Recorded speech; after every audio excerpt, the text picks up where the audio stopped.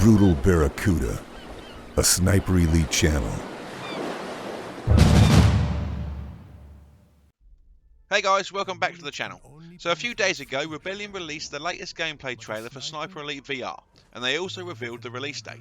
Now this has got me very excited, so today I thought we'd take a more in-depth look and see if there's anything in that trailer that we may have missed.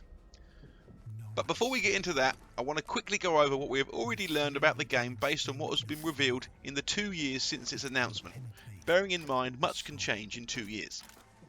So what you're seeing right now is the first gameplay trailer that was released about 8 months ago. We will get into the new trailer shortly. So first up, I want to quickly talk about the control options. So on PlayStation we can use the standard DualShock, we can use the Move controllers to give us independent hand movement, or we can use the Aim controller to give us a more authentic feeling of actually holding a sniper rifle. With the Aim controller, it's been said by various people who have played the demo that bringing the controller up to your eye to peer down the scope whilst holding your breath to steady the controller much as you would a real rifle is an awesome feeling and one that works incredibly well. With the Move controllers on the other hand, you can manually reload and pull back the bolt, which sounds like a lot of fun. Also, with the added benefit of independent hand movement that the Move controllers provide, you are also able to dual wield weapons. Whether it's possible to dual wield without the Move controllers remains to be seen.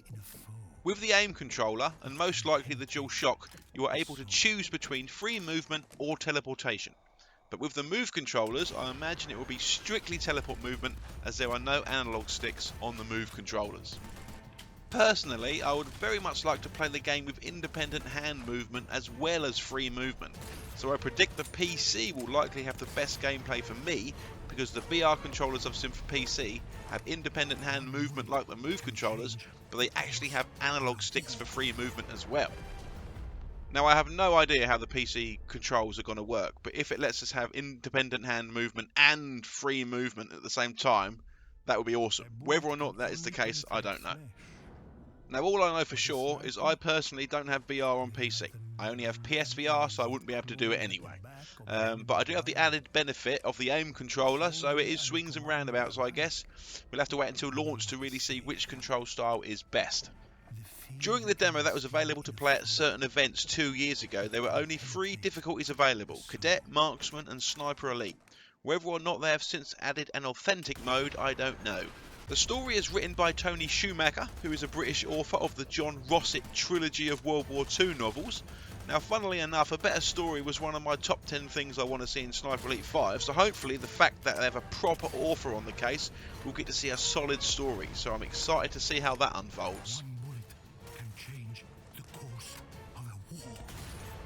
For the first time in the Sniper Elite game, we do not play as Carl Fairburn.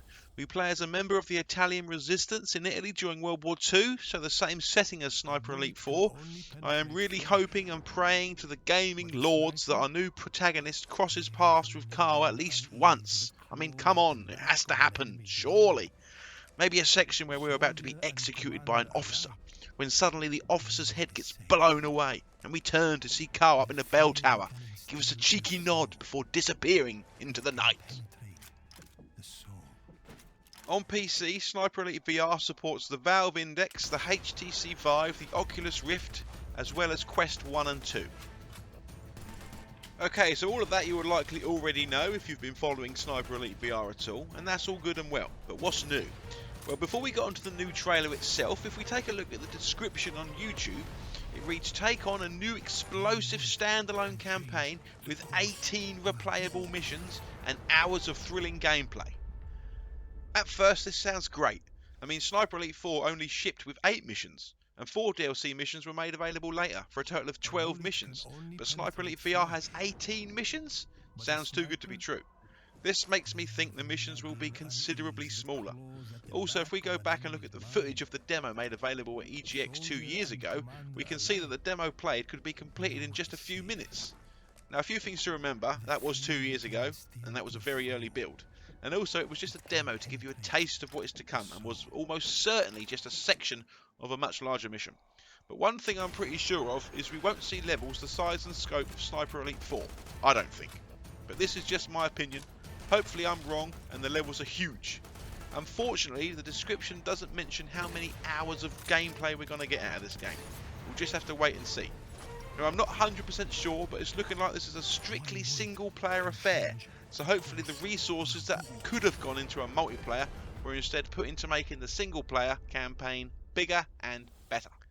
Now finally onto the new gameplay trailer itself. So what I'm going to do is just play the trailer and pause it now and again when I have something interesting to add. If you haven't watched the trailer yet, go do that first, come back and then we'll discuss what we've seen. Now let's just jump in.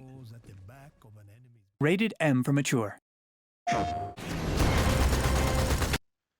Okay, so the first thing we can see here is the return of the MKB-42 machine gun. And here we have the Mauser M712 being dual wielded. Here we can see the drilling shotgun makes its return, which I am very pleased about, as it's one of my favourite guns in Sniper Elite 4. Not a day passes when I do not think of that time. Now this cutscene seems to be our main character watching his children and grandchildren play, safe in the knowledge that he fought for their freedom. He mentions there's not a moment goes by where he doesn't think of that time.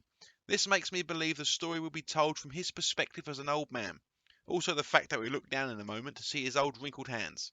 This type of storytelling would be a first for a Sniper Elite game, as all other Sniper Elites are very much played in the moment. I'm very hopeful that this story in this game will be much more interesting now that we have a proper author on board. Why did we fight? We fought. Here we have the return of the M1911 pistol, also what appears to be some kind of naval base level. So they would not have to. So they Here we have the MP40. never And here we have the OVP M1918 submachine gun. have to live. Here you can clearly see there are multiple ways you can go. Rebellion themselves have said, and I quote, "You can go everywhere you can explore, much as you can in other games in the Sniper Elite franchise." So hopefully the game will be more open like Sniper Elite 4 and less linear like Sniper Elite V2. My guess is the levels will be more like Sniper Elite 3, so less linear than Sniper Elite V2, but not as huge as Sniper Elite 4. The horrors we faced. I used cover and shadow to stay hidden. Now this is great. Not only do we see the return of the well-rod silenced pistol, but he also talks about stealth, which is very much my style of play. We already know there's stealth in the game, as the first gameplay trailer actually shows more sneaking about than this one does, but it's still worth pointing out that we can sneak around. I'm hoping it's very much like Sniper Elite 4, where you can pretty much stealth every single mission. This sniper rifle, I'm pretty sure, is the Springfield. It took nerve. Pausing it here real quick, we can see the orange generators have returned. Good, I love a good sound mask. But stealth made me deadly. Now blink and you'll miss it. This appears to be a carabiner rifle without the scope. Finally, we have iron sights to snipe with for the first time in a Sniper Elite game. Now it's unclear if you can take the scope off your own sniper rifle, or if you can just pick up basic carabiners off the infantry, but still, this is great news. I can finally snipe like Simo himself. Now this is interesting. There's a few parts of this trailer where we see our main character fighting alongside other members of the partisan resistance. Unlike Carl Fairburn, who is a lone wolf, it makes sense for our new character to be fighting alongside other partisans, and I hope to see more of this throughout the game. Hopefully they are actually useful and can kill the enemy. In too many games you see AI companions who literally do nothing and are basically just there for show. Hopefully that isn't the case with this game. Now these numbers that come off the enemy when they're shot, I'm not sure if it's damage or points or whatever, but either way I'm pretty sure they can be turned off, thankfully. I swore not a single enemy soldier would leave this place alive. Here we can see the Panzerfaust, which is good news, but unfortunately we still have the pretty terrible aiming arc from Sniper Elite 4. I was hoping for an improvement in that department. Here we have the Sten Mark II submachine gun. Now this intrigues me greatly. Clearly it's hammer time, but the question is this just story related? Have we just escaped a cell and this is the only weapon we have found? Or maybe our main character doesn't have a knife like Carl does and has to use various tools found around the map to get his melee kills. Either way, I can't wait to get my hands on a hammer and bash some Nazi skulls. Also, we have the return of the green supply crates. I'm really hoping that if using the move controllers, you can really stick your head in and rummage around in there. Moving stuff around and chucking all the junk out to try and find some useful supplies would be a cool little thing to do. The enemy had surrounded me. The only way This sniper rifle, I believe, is the Carabiner. out now was through them.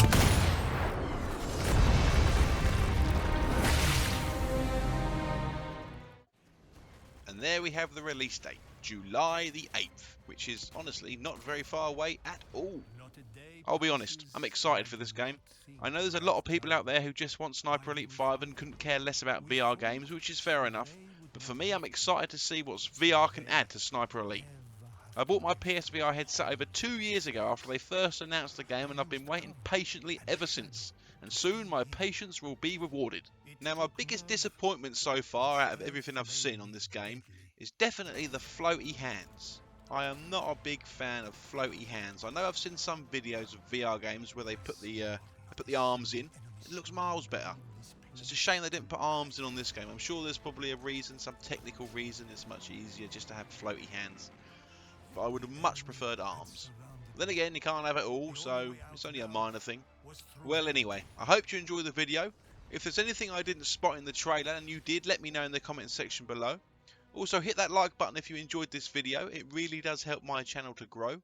This is a dedicated Sniper Elite channel, so hit the subscribe button to be kept up to date on all things Sniper Elite. And I will see you guys in the next video!